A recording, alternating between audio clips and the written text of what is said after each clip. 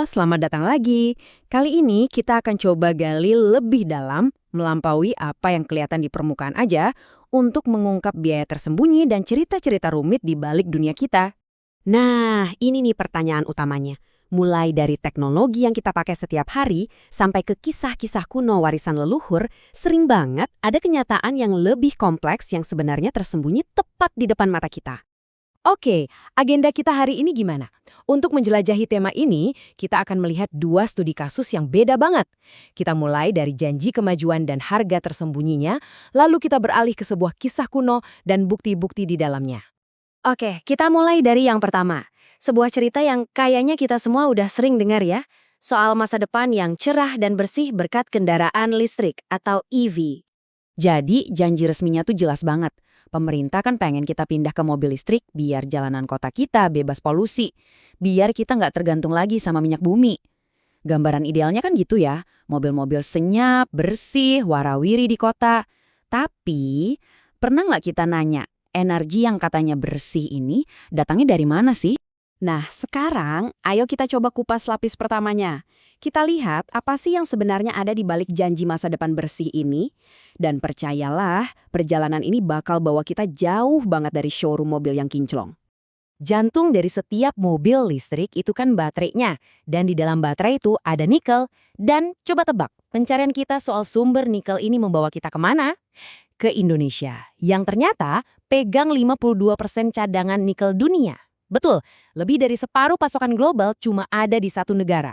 Karena kita pegang sumber dayanya, ini memicu yang namanya bonanza nikel.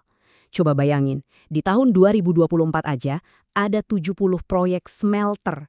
Itu loh pabrik pengolahan nikel yang entah udah jalan, lagi dibangun, atau baru direncanain. Ini ledakan industri yang skalanya gede banget. Biar kebayang segede apa, coba dengerin kesaksian ini. Ini dari seorang jurnalis yang nerbangin drone di atas tambang di Pulau Obi dan Pomala, Sulawesi. Dia bilang seumur hidupnya baru kali itu dia lihat bukaan tambang seluas itu. Dia benar-benar kaget. Dia nggak nyangka transformasinya bakal separah itu. Dan slide ini, wah, ini nunjukin kontrasnya dengan jelas banget. Di satu sisi kita punya janji jalanan kota yang bersih, modern, futuristik. Tapi di sisi lain, kenyataannya di lapangan, di sumbernya. Ya ini, lanskap yang luka, tanah yang warnanya jadi merah pekat akibat penambangan nikel besar-besaran. Dan ini semua kejadiannya cepat banget loh, bukan perubahan yang pelan-pelan. Lihat aja datanya, cuma dalam waktu kurang dari 5 tahun, jumlah izin tambang dan pabrik pengolahan yang meledak. Ini nunjukin banget kalau demam nikel ini nyata, didorong sama permintaan dari seluruh dunia. Nah, ini yang paling penting.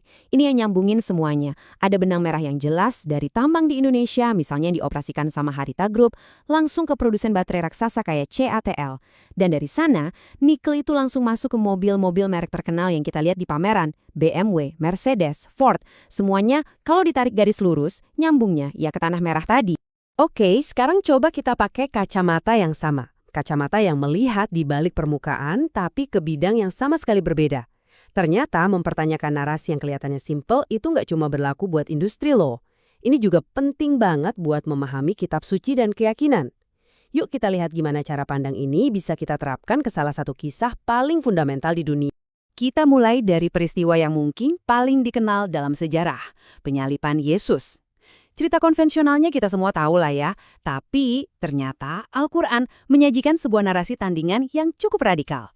Di situ disebutkan bahwa mereka tidak membunuhnya dan juga tidak menyalibnya, tapi hanya dibuat seolah-olah seperti itu bagi mereka.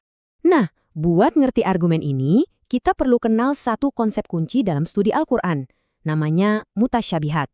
Gampangnya, ini adalah ayat-ayat yang sengaja nggak dibuat gamblang, nggak dijelasin secara lugas. Tujuannya apa? Untuk menantang kita sebagai pembaca, buat berpikir, buat riset, buat menyelam lebih dalam lagi untuk nemuin makna sebenarnya. Oke, dengan konsep itu di kepala kita, sekarang mari kita telusuri bukti-bukti yang disajikan oleh sumber kita untuk penafsiran alternatif ini.